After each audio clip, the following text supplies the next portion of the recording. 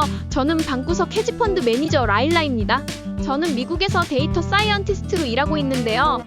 제 취미는 매일 주식 데이터를 받아 코드를 돌려 전략을 만들고 돈을 잃거나 벌든 제 돈을 투자해 전략을 실험해보는 것입니다.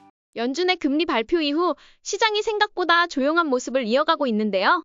역사적으로도 그래왔듯이 조용한 날에는 주식이 오르곤 하죠. S&P 500은 오늘도 상승하면서 다시 최고점을 돌파하며 마감했습니다.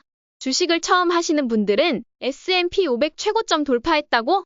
이제 떨어지는 거 아니야? 할 수도 있지만 미국 주식에 투자한 지 오래된 분들은 S&P 500이 최고점을 돌파하는 일이 얼마나 자주 일어나는지 아실 겁니다. 이렇게 오를 때일수록 갑자기 많은 돈을 넣기보다 어떤 섹터, 산업, 기업들이 S&P 500의 상승을 견인하는지 그리고 S&P 500과 대비하여 훨씬 더 상승하는 기업은 무엇인지 아는 것이 중요합니다. 그렇기 때문에 오늘도 주요 지수들과 섹터, 빅테크들의 현재 상황을 분석해 볼까요? 먼저 주요 지수들을 살펴보겠습니다. S&P 500은 또다시 최고점을 갱신했습니다. 놀랍게도 올해 20.57%의 상승률을 보이며 나스닥 100 QQQ보다 약간 더 좋은 성적을 기록하고 있습니다. 특히 금리 인하로 수혜를 받는 기술주 외에도 다양한 기업들이 수혜를 받으면서 자금이 골고루 흘러가는 모습이 보입니다. 현재는 절대적인 상승장이며 하락장의 징조는 보이지 않습니다. 나스닥은 올해 수익률이 S&P 500보다 약간 떨어지긴 했지만 기술주의 모멘텀이 끝난 것처럼 보이는 것과는 달리 아직도 상승 모멘텀을 유지 중입니다. 그리고 이번 주부터 3분기 실적 발표가 시작되는데요. 실적 발표에서 어닝 서프라이즈가 조금이라도 나온다면 해당 기업들이 시장을 이끌면서 상승 모멘텀을 이어가고 7월 전 고점의 저항을 돌파하며 올해를 마감할 수도 있습니다. 다우는 현재 아주 좋은 모습을 보이며 지속적으로 상승하고 있습니다. 러셀 2000 지수는 다른 주요 지수들과 달리 하락 마감했는데요. 이는 모든 소형주들이 오르기보다는 실적이 뒷받침되는 몇몇 그룹들이 러셀 2000을 이끌고 있다는 것을 보여줍니다. 그래서 러셀 2000의 지수 자체로 투자하기보다는 개별 기업을 찾는 것이 더 매력적으로 보입니다. 이제 스윙 트레이딩 시그널을 함께 살펴볼까요? 현재 공포 탐욕 지수는 64입니다. 2주 전의 공포스러운 상황은 이제 기억도 안 나죠. 시장은 공포가 지속되는 기간보다 탐욕이 지속되는 기간이 더 길기 때문에 탐욕에 빠졌다고 해서 인버스 ETF를 매수하는 건 별로 좋은 선택이 아닙니다. 과매도 상태를 알려주는 RSI 지표는 1년에 2번 정도 올 때가 많습니다. 상승장에서는 모두가 오르지만 특정 섹터나 산업이 많이 올랐다면 자금이 다른 곳으로 이동하는 경향이 있습니다. 그래서 시그널이 자주 오지 않더라도 매일 상대 강도 지수를 분석할 필요가 있습니다. 먼저 UPRO의 이동평균선을 살펴보면 UPRO는 S&P 500의 지속적인 상승에 따라 계속해서 상승하는 모습을 보입니다. 현재 20일 이동평균선과의 격차가 점점 커지고 있기 때문에 굳이 지금 추격 매수하는 것보다 20일 이동평균선에 가까워질 때 매수 기회를 지켜보고 현재는 보유의 관점으로 바라보고 있습니다. TQQQ의 이동평균선을 살펴보면 역시 급등락이 좁혀지면서 방향을 정하기 일보 직전인데요. 이제 곧 다가올 실적 시즌에서 기술주들에서 어닝 서프라이즈가 많이 나와준다면 TQQQ는 정고점을 돌파할 수도 있습니다. 그래서 지금 무리해서 들어가기보다는 보유의 관점에서 지켜보겠습니다.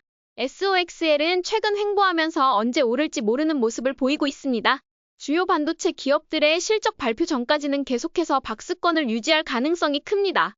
오늘도 금요일과 마찬가지로 스윙 트레이딩 시그널은 나타나지 않았습니다. 당분간 시장은 심심할 수 있겠지만 이럴 때는 다가올 기회에 대비해 공부하는 시간을 가져야 합니다. 이제 상승 모멘텀 시그널을 확인해 볼까요? 시장은 여전히 상승장을 유지하고 있습니다. 오늘은 작년부터 끝도 없이 오르고 있는 금 ETF GLD를 분석해 보겠습니다.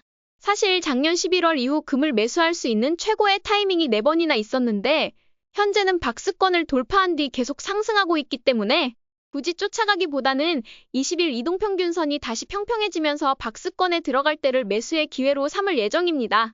주요 빅테크 주식 중 구글을 제외한 대부분은 상승 모멘텀을 유지하고 있습니다. 오늘은 테슬라와 구글을 분석해 보겠습니다. 먼저 테슬라는 6월 말 돌파 시 매수 시그널을 보였으나 급락 후 상승하면서 다시 7월 고점을 테스트 중입니다. 10월 로보택시 발표로 저항을 돌파하거나 아니면 지지선으로 하락할 가능성이 있습니다. 저는 7월 고점 돌파 시 추가 매수할 계획입니다. 테슬라는 다시 20일, 50일, 150일 이동평균선이 나란히 상승하는 추세에 들어섰습니다. 현재 매그니피센트 주식들 중 가장 모멘텀이 강하기 때문에 매수 기회가 왔을 때 놓치지 않고 매수를 하는 것이 중요할 것 같습니다. 구글은 오늘 아침 상승세를 보였으나 150일 이동평균선 돌파에 실패하며 150일 이동평균선 아래에서 마감했습니다. 당분간 무리하지 않고 확실한 돌파가 있을 때 매수할 계획입니다. 구글은 현재 AI 산업에서 리더의 위치에 있지만 1등과 2등이 아닌 3등의 리더십을 보여주고 있습니다. 클라우드는 아마존, 마이크로소프트에 이어서 3등, LLM 모델의 성능은 챗GPT, 클라우드 이후로 3등의 모습을 보여주기 때문에 독과점 문제와 더불어서 당분간은 시장을 이끄는 모습보다 시장이 올라가면 상승하지만 구글의 힘으로 상승하는 모습은 엄청난 실적을 보여주지 않는 한 당분간 없을 것 같습니다. 이제 섹터들을 살펴볼까요? 각 섹터에 돈이 골고루 퍼져 있는 상황에서 아직 하락 모멘텀에 있는 에너지 주식을 분석해 보겠습니다. 에너지 주식은 최근 좋은 모습을 보이며 상승하고 있습니다. 3일 연속 20일 이동평균선 위에서 마감했고 이제 50일 이동평균선을 테스트 중입니다. 정치적 변수로 인해 에너지 섹터는 예측하기 어려워 당분간 관망할 계획입니다. 지금은 S&P 500에 적립식 투자하면서 실적 발표가 시작될 때 어떤 기업, 산업, 섹터가 치고 나가는지 탐구하고 매수할 예정입니다. 이제 방구석 헤지펀드의 매매일지를 살펴볼까요? 오늘은 금요일과 마찬가지로 스윙 트레이딩 매수 매도는 하지 않았습니다. 그리고 모멘텀 트레이딩으로는 개별 주식 중 제가 자주 가는 레스토랑 주식이 역대 최고점을 돌파하여 매수했습니다. 자동으로 투자하는 적립식 계좌에서는 ETF 4개를 자동으로 매수했습니다. 정말 심심한 매매일지인데요. 3주 전 유틸리티 ETF, 지지난주 소프트웨어 ETF와 지난주 주택건설 ETF의 매수 이후 이번 주는 치고 나오는 ETF를 아직 발견하지 못했습니다. 그리고 아무런 스윙 트레이딩 시그널이 나오지 않으니 너무 심심해서 도파민이 안 나오고 있는데 이럴 때는 역대 최고의 퍼포먼스를 보인 주식들의 특징과 패턴을 분석하며 공부하면서 언제 올지 모르는 기회를 준비해야겠습니다. 오늘도 저희 전략이 재미있으셨다면 좋아요와 구독 버튼 눌러주세요. 지금까지 방구석 헤지펀드 매니저 라일라였습니다. 감사합니다.